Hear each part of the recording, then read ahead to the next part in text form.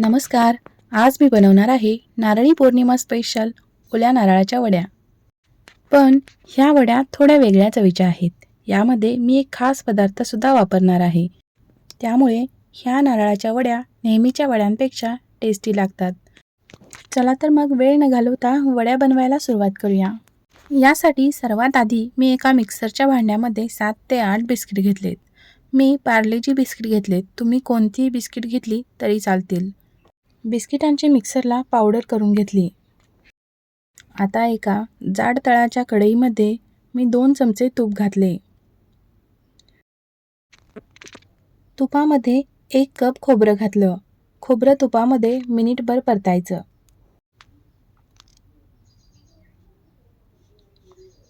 खोबरं मिनिटभर परतून झालं की यामध्ये अर्धा कप साखर घालायची. साखर आणि खोबरं व्यवस्थित मिक्स करून घ्यायचं. एकसारखं हलवत राहायचं.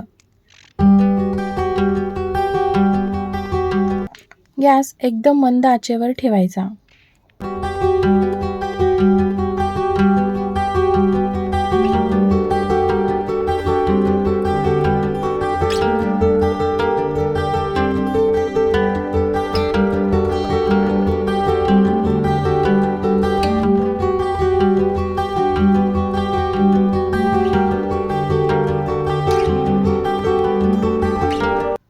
आता साखर विरघळलेली आहे.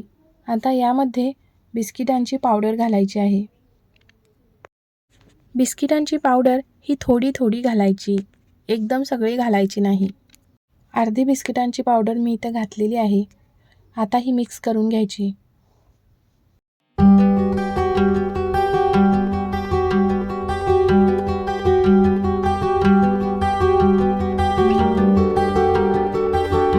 व्यवस्थित मिक्स झाली की उरलेली अर्धी बिस्किटांची पावडर घालायची.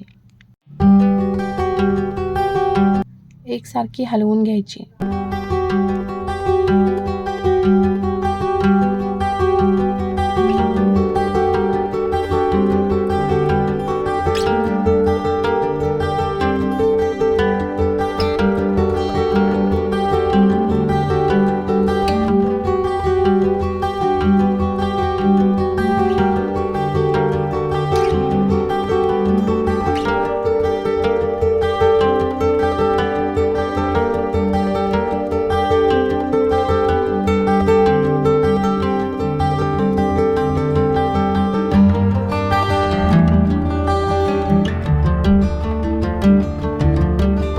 आता हळूहळू हे मिश्रण घट्ट व्हायला सुरू झालंय.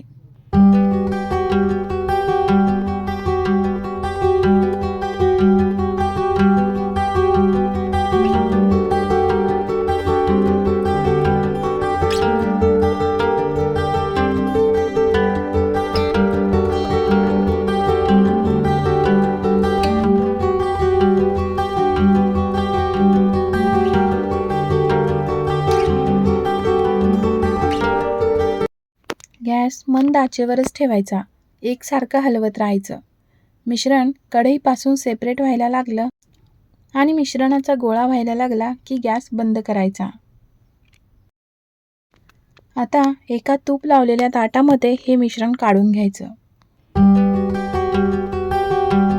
मिश्रण एकसारखं स्प्रेड करायचं, म्हणजे वड्या पाडायला सोप्या जातात.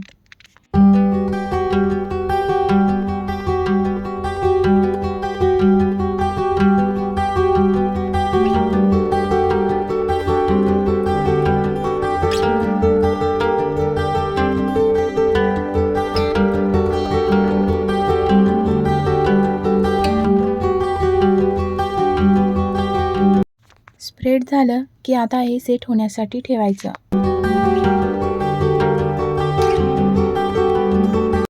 आता हे थंड झालेलं आहे. आता याच्या वड्या पाडायच्या. तुम्ही तुमच्या आवडीच्या आकारात कट करू शकता.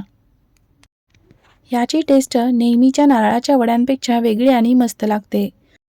तुम्ही या नारळी पौर्णिमेला या वड्या एकदा नक्की ट्राय करा. तुम्हाला या वड्या एवढ्या आवडतील की तुम्ही नेहमी याच पद्धतीने वड्या कराल. तुम्हाला ही रेसिपी आवडल्यास व्हिडिओला लाईक करा आणि आपल्या चॅनेलला सबस्क्राईब करायला अजिबात विसरू नका.